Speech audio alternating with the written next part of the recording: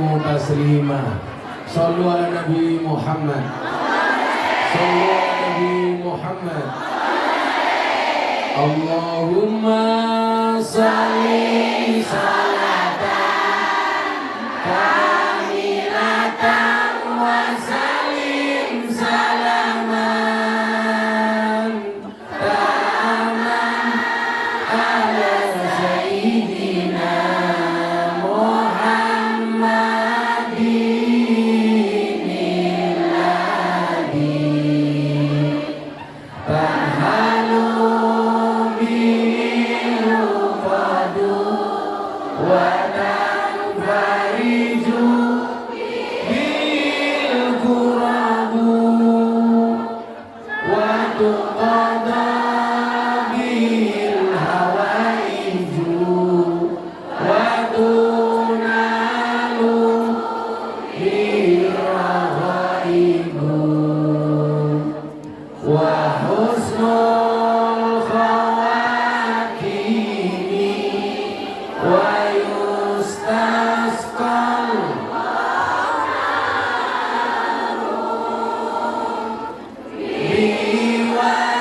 biwajhil karim wa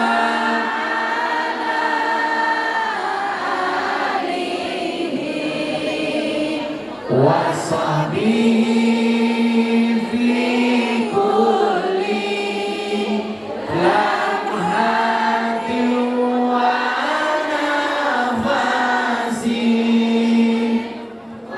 nafasin biadabin kulli Sallu ala Nabi Muhammad. Beli bawang, beli merica. Terus kita datang dengan membawa cinta. Makan gorengan minumnya susu. Hai Kung Yan, I love you.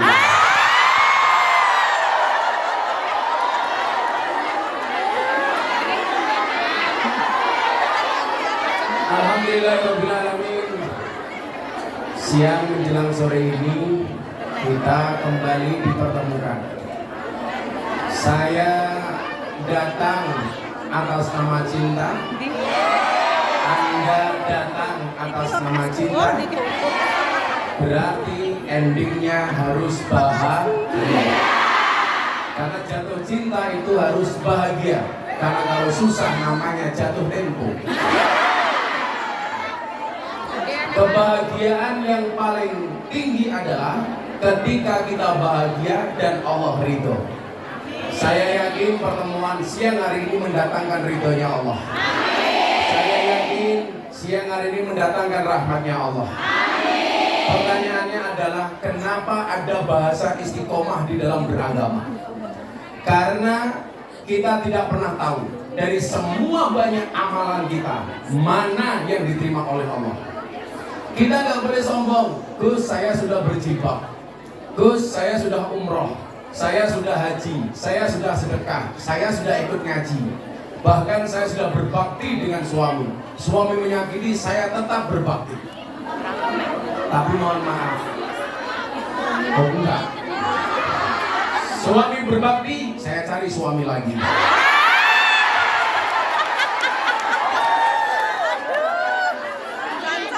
Kenapa kita tidak bisa memilah dan memilih dan terus saja beribadah? Karena kita tidak pernah tahu amal mana yang mendatangkan ridhonya Allah. Bapak Ibu, orang masuk surga itu besok bukan karena banyaknya amal, tetapi karena rahmatnya Allah. Ada satu cerita, ada orang masuk surga ditanya sama malaikat. Ini semuanya besok pasti akan ditanya sama malaikat. Termasuk begitu kita masuk alam kubur, pasti ditanya sama malaikat Munkar Nakir. Minimal ditanya, man rabbuka? Jawaban, kamu nanya. Langsung kubur cangkemmu ya malaikat. Ini ada orang masuk surga, ditanya sama malaikat, hei kamu masuk surga. Kamu masuk surga karena apa? Dijawab karena amalnya. Dijawab sama yang bersangkutan karena amalnya. Maka malaikat ini tidak percaya. Dia mengatakan, kamu jelas Tony Boster, wonten muni do bosi banter. Becak tanpa pir, wonten jeplak tanpa mikir. Gajah dibelangkoni, orang sugeng. Akhirnya malaikat sowan kepada Allah. Ya Allah ya Rabb, kebahagiaan tertinggi hamba itu apa? Dulu ada ustadz yang mengatakan kenikmatan tertinggi di surga itu adalah seks. Menurut saya ini salah besar. Orang berpuasa itu dijanjikan dua hal. Ada dua kebahagiaan bagi orang yang berpuasa. Satu, saat datangnya buka puasa, betul? Betul. Bahagia saat datangnya buka puasa. Kemudian yang kedua apa? Dijanjikan besok di akhirat akan langsung ketemu dengan Tuhannya. Berarti apa? Puncak kenikmatan di surga itu bukan seks, tapi ketemu Gusti Allah. Kalau puncak pergi kenikmatan surga itu seks, nggak usah ke surga, cukup ke sarkem saja. Salah. Ternyata puncak kenikmatan tertinggi adalah besok ketemu dengan Allah. Zat Khalik yang selama ini kita sujud, yang selama ini kita ruku, yang selama ini kita berdoa, besok di akhirat kita akan ketemu langsung. Amin Allahumma. Amin. Tapi bagi Mbak BMI ada 3 kebahagiaan bagi orang berpuasa. 1, buka puasa. 2, ketemu dengan Tuhannya. 3, mokel. Nah, akhirnya apa? Malaikat bertanya, ya Allah ya Rabb, benar tidak hambamu yang namanya Nuris itu, kata Allah, dia masuk surga karena amalnya? Langsung dijawab oleh Allah, ngapusi. Nuris masuk surga bukan karena amalnya. Karena kalau amalnya berat, tiket tahun 2020 baru masuk 2023.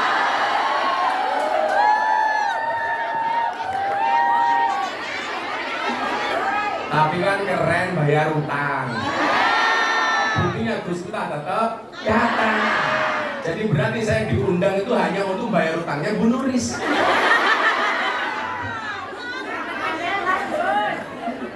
Ikhlas Gus, ikhlas. Ikhlas itu ciri-cirinya diam. Karena kalau ngomong namanya iklan. Ikhlas itu seperti kaset. Diinjak-injak tetap welcome. Kamu kenapa ketawa? Masker. Takut COVID? Oh enggak, merongos. Akhirnya apa? Malaikat bertanya, ya Allah ya Rob, jika dia masuk surga bukan karena amalnya, lantas karena apa? Allah jawab, karena rahmatku, karena kasih sayangku. Makanya coba Anda lihat, kenapa dari 99 Asmaul Husna yang paling populer dan Allah paling suka disebut dengan Ar-Rahman Ar-Rahim. Makanya kenapa Bismillah itu bunyinya Bismillahirrahmanirrahim. Padahal nama Allah 99. Kenapa Allah tidak menasbihkan dirinya dengan kalimat Bismillahil Malik atas nama Allah yang Maha Raja di Raja? Enggak. Allah tidak mengatakan Bismillahil Aziz atas nama Allah yang Maha Perkasa. Tidak. Allah tidak menggunakan kalimat umpamanya Bismillah Dzul Jalali wal Ikram. Tetapi Allah lebih senang dipanggil dengan kalimat Bismillah Ar-Rahman Ar-Rahim. Kenapa? Karena Allah ingin menunjukkan rahmat dan kasih sayangnya.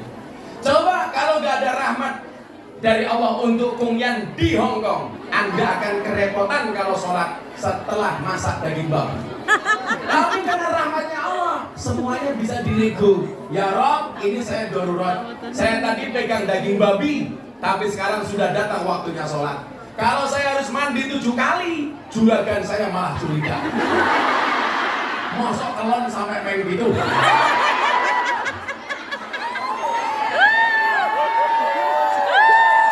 Maka di situ kemudian berlaku mekanisme Rahman dan Rahimnya Allah. Apa bentuknya? Karena dalam keadaan darurat tidak harus mandi sebanyak 7 kali. Karena mohon maaf tidak ada waktu dan pasti akan mendapatkan masalah dengan juragan. Mekanisme Allah berlaku Rahman Rahim.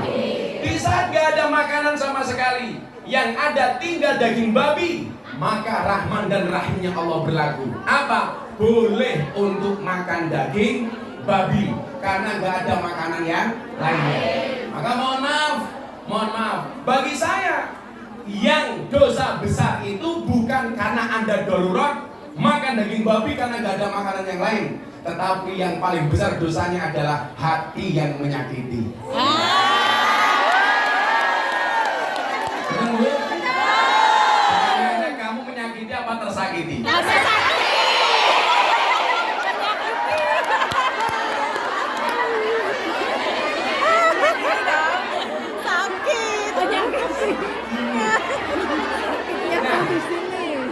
Untuk membuktikan kebenaran bahwa orang ini masuk surga karena rahmatnya Allah, malaikat kemudian bertanya, bagaimana cara saya membuktikan dia masuk surga karena rahmatmu ya Allah? Gampang malaikat, kamu datangi nulis di surga. Terus apa yang harus saya lakukan? Cuma matanya. Surga. Amin. Kita doakan Bu Nuris masuk surga pertama kali. Amin. Doakan setelah sholat maghrib.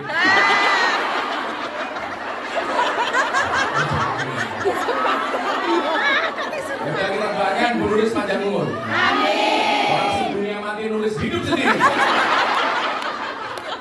Akhirnya apa? Benar ini cerita. Malaikat mendatangi surga kemudian kembali ketemu dengan Nuris. Nuris, cangkemmu dobos. Kamu katanya masuk surga karena amal, ternyata karena rahmatnya Allah. Akhirnya apa yang dilakukan oleh malaikat? Diambil satu biji matanya Bu Nuris kemudian ditimbang. Begitu ditimbang ternyata mohon maaf, amal ibadah dari satu biji matanya cuma 10%. 90% isi maksiat. Nonton bokeh.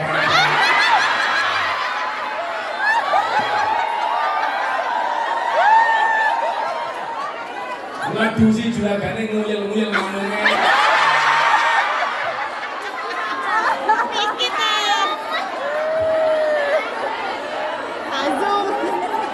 Tersangka nih.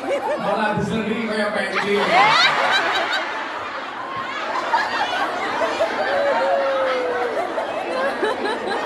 Hancur. Iya. Ini membuktikan apa? Bahwa kita itu masuk surga bukan karena banyaknya amal, tapi karena rahmatnya Allah. Cuman persoalannya adalah karena kita tidak tahu amal mana yang mendatangkan rahmatnya Allah. Disitulah kenapa kita tidak boleh berhenti beramal. Saya bilang ratusan bahkan ribuan panggung yang saya datangi, saya nggak pernah tahu dari panggung mana yang mendatangkan rahmatnya Allah. Maka kenapa saya tidak boleh berhenti? Saya harus tetap ngaji. Selain itu alasannya apa? An-nasu yamuduna ala ma'asu. Manusia itu akan dimatikan sebagaimana kebiasaan dia hidup. Jadi kalau kita membiasakan diri kita baik, bisa jadi bahkan sangat mungkin matinya dalam keadaan baik. Maka sempatkan dirimu membaca Al-Quran setiap kali mau tidur, walaupun cuma 2 ayat. Kenapa? Karena itu adalah salah satu amalan terbaik. Kalau biasa membaca Al-Quran, bisa jadi besok kematian itu datang, kita mati dalam keadaan membaca Al-Quran. Padahal orang yang membaca Al-Quran itu sama dengan telepon-teleponan dengan Allah. Betapa bahagianya, puncak kenikmatan tertinggi ketika kita langsung komunikasi dengan Allah. Lalu kamu telepon bojone wong seneng. Wong ya apa? Ya melu guyu. Biasanya jilbabe pink.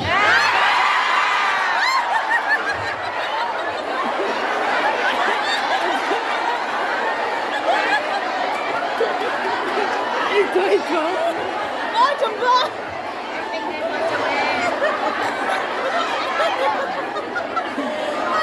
Bagaimana kalau kita teleponan langsung dengan Allah? Karena hakikatnya orang yang membaca Al-Quran itu takallum, itu sedang bercakap-cakap dengan Allah. Orang yang membaca sholawat, hakikatnya dia sedang bercakap-cakap dengan Nabi Muhammad. Maka apa? Jangan pernah berhenti untuk membaca Quran. Jangan pernah berhenti untuk bersolawat. Saya itu bersyukur, Bunda itu sehari minimal membaca sholawat lebih dari 15.000 kali tiap hari. Dulu ketika beliau dioperasi kanker, bahkan tasbihnya belum bisa dilepas dari jarinya. Kenapa? Ketika dioperasi mulutnya tetap bergerak membaca sholawat. Kenapa? Karena kebiasaan dia membaca sholawat. Bojo saya itu mohon maaf, tak kelonnya selawatan. Ayo bun kelon. Allah. Enak bun.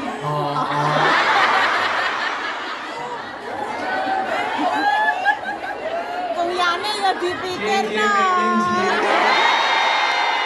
Mana jawab kancane ya dipikir no.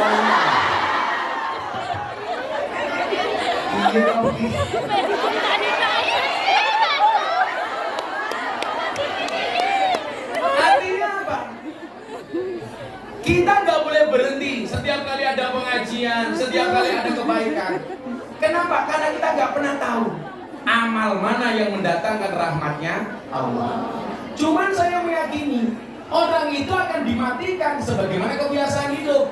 Saya punya teman Ainur Rafiq Lil Firdaus, kita kenal dengan nama Mas Opik Tomboati. Ibunya ini seorang hafidhatul Quran, penghafal Al-Quran. Tiap hari darus.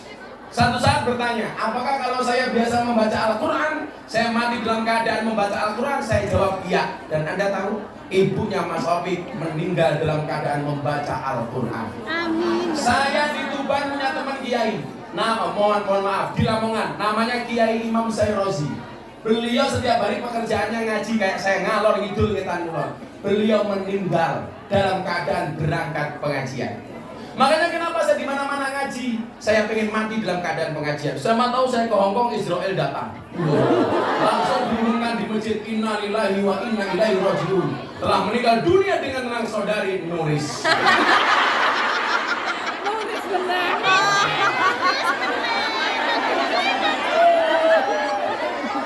Sabar ya Mbak, sabar.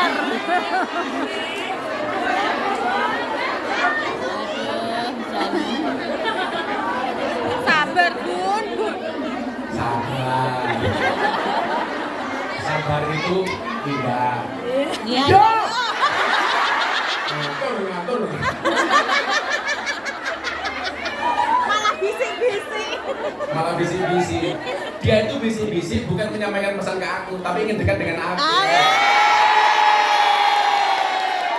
Sorry ya Bu, saya sama Bu Nuris itu seperti Indomaret dan Alfamart. Asik.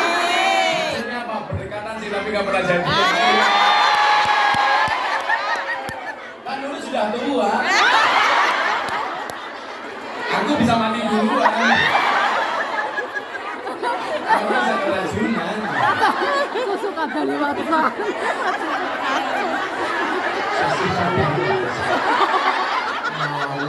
Itu bukan kadaluarsa, susu fragmentasi.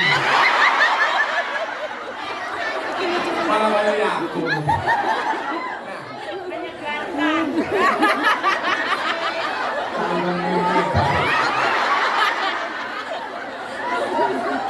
Maka Ibu, nggak ada alasan bagi kita untuk tidak berbuat baik. Kiai saya itu Imam Sayrozi, akhirnya beliau berangkat pengajian dan beliau meninggal dunia dalam keadaan berangkat pengajian. Nah, maka apa? Berdiri.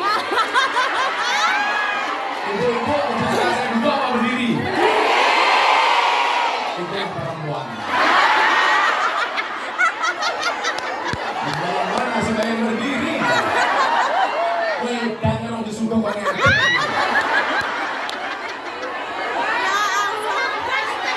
Oke, setelah minum saya berdiri. Minumnya OTW. Oke, tunggu aja. Aja takon wae. Mintake air kelapa. Tidak telat. Dia mau masukkan 2 orang ini. Oke, saya minum dulu baru berdiri. Ya Allah. Nanti yang mau bertanya di akhir sesi silakan ditulis. Siap. Dan juga di sini akan saya baca. Tadi pagi saya bilang saya buat lomba konten TikTok atau konten medsos. Silakan diposting, laporkan ke Mbak Nuris. Nanti saya beli tak kasih hadiah. Nanti nggak harus sekarang, nanti diedit dulu. Kamu dakwah menggunakan medsosmu. Apa kan belum ngerti lagi bencong ini gini.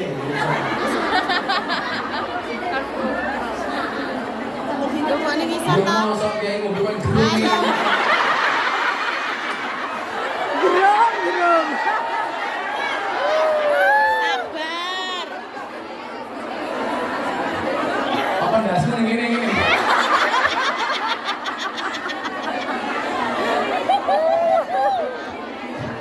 Starbucks dulu dong. Segera Pak. Segera Gus. Mantap. Oke, saya duduk. Diri Gus. Wani biro.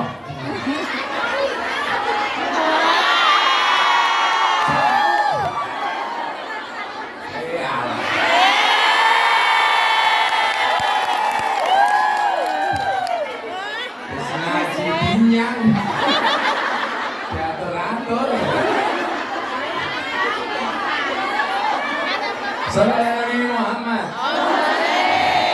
Ya, saya berdiri salawatan dulu ya. Oh, nanti aja. Santun ini lucu sih. Kalau tian. Lucu loh.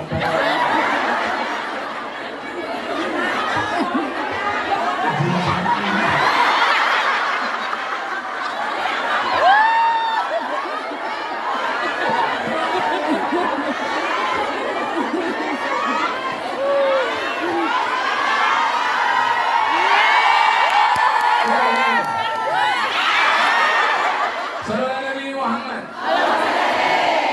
Maka kemudian apa? Menjadi hamba terbaik itu sebuah keharusan.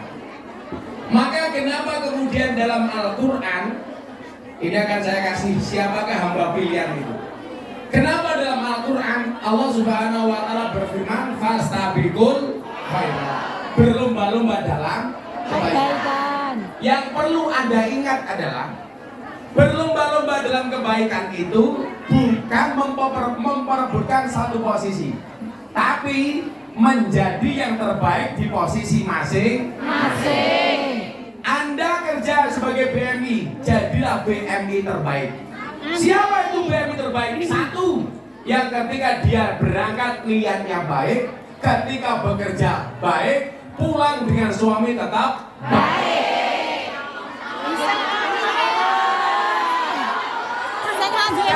Banyak kasus di lapangan niatnya berangkat baik, begitu di Hongkong punya uang niatnya berubah. Betul? Di sini berubah, suaminya di rumah juga berubah. Jadi ultra Yang